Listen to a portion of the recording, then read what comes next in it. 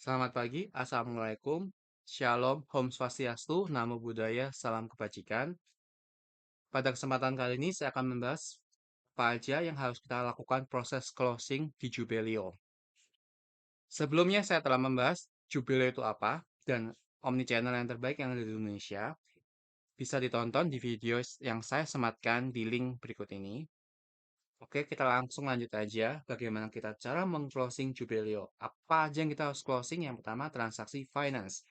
Nah, transaksi finance kita harus closing menggunakan rekening koran. Kita harus meng-closing gimana? Kita harus memastikan penginputan di Jubelio sudah sesuai dengan rekening koran. Nah, kemudian yang kedua, closing pembelian. Kita harus memastikan semua pembelian kita telah diinput. Jadi tidak ada satupun penerimaan barang yang belum ke-input. Nah, kita memastikan proses closing. Nah, kemudian penjualan. Nah, kita tahu bahwa Jubelio itu adalah omni channel yang menampung orderan-orderan dari marketplace maupun dari offline.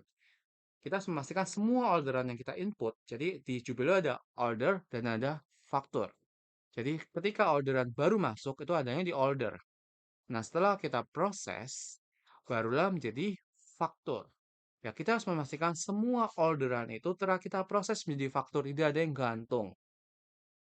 Nah, oke, kita bahas terkait lebih lanjut mengenai penjualan. Penjualan ini, gimana sih cara kita melakukan proses pengecekan apakah semua penjualan kita telah proses? Nah, cara kita tarik laporan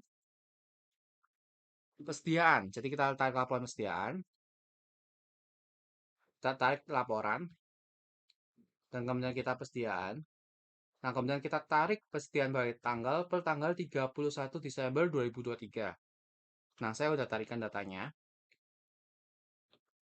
Nah, di Jubelio, quantity kita pisahkan menjadi tiga, quantity, dipesan, dan setia. Bedanya apa? Kalau quantity adalah quantity yang sesuai dengan fisik. Seharusnya ya, jadi seharusnya sesuai dengan fisik. Dipesan adalah ketika orderan baru masuk, jadi ketika sukses check out di marketplace, berarti ada orderan masuk, itu langsung mengurangi stok kita. Walaupun kita belum proses ya, kita belum kirim. Jadi fisiknya tetap ada di kita, tapi kita belum kirim. Jadi itu masuk di pesan. Contoh ini ya, quantity fisik kita 5, kemudian ada orderan masuk satu. Nah, begitu ada orderan masuk satu, di marketplace status quantity-nya udah langsung berubah nih. Walaupun fisiknya belum kita kirim, status di marketplace bukan 5, tapi adalah 4. Jadi tersedianya udah langsung berkurang.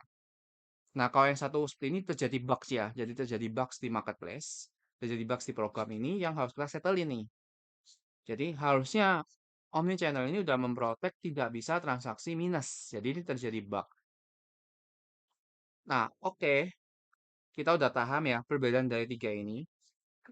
Jadi saat kita melakukan proses closing, yang harus kita lihat adalah apa?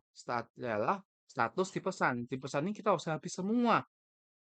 Kan kita harus sudah proses. Apakah kita proses ataupun kita cancel orderan ini. Kita harus pastikan itu. So, kalau kita cancel ya ini harus kita cancel supaya sticknya kembali lagi ke marketplace. Seperti itu. Jadi proses closing menghabiskan dan memastikan apakah tidak ada transaksi orderan gantung. Kalau misalnya ada di pesan ini berarti orderannya masih gantung. Nah, cara kita menyelesaikan gimana?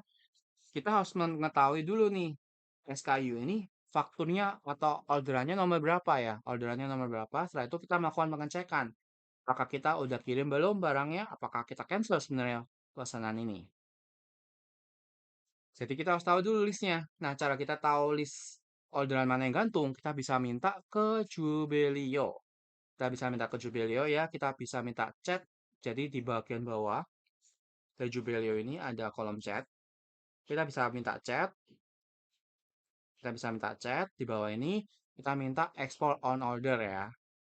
Nah, kemudian kita juga bisa melakukan pengecekan secara manual ya. Caranya gimana?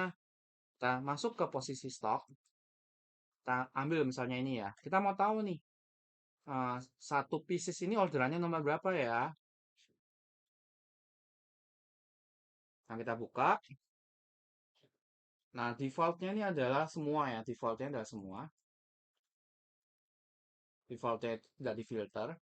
Defaultnya begini, muncul semua.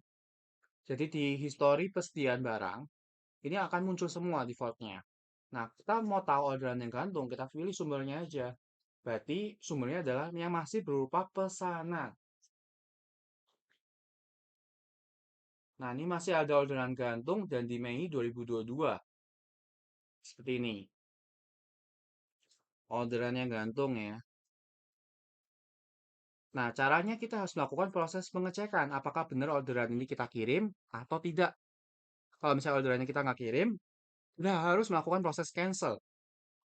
Seperti itu. Nah, ini kita lihat WS ya. Ini sebenarnya kita nggak kirim kemungkinan. Jadi kita harus melakukan proses cancel. Tadi kita cut off-nya dari 31 Desember 2023. Nah, ini di sebelum Desember 2023 ada transaksi ini. Nah, yang ini Januarinya. Jadi masih on order di Januari. Kita belum proses ya. Di Januari 4 Januari kita belum proses. Jadi nanti kita juga melakukan pengecekan ini. Kenapa sih kita kok belum proses orderan ini? Nah, seperti itu. Cara mengecek closingan. Jadi kita harus memastikan semua orderan ini harus jadi faktur ataupun harus kita cancel. Jadi tidak boleh ada orderan gantung. Oke, sekian. Terima kasih. Semoga mendapatkan pencerahan terkait bagaimana cara mengclosing Jubelio Omnichannel supaya kita mendapatkan laporan persediaan yang valid. Oke, sekian. See you again di next tutorial berikutnya.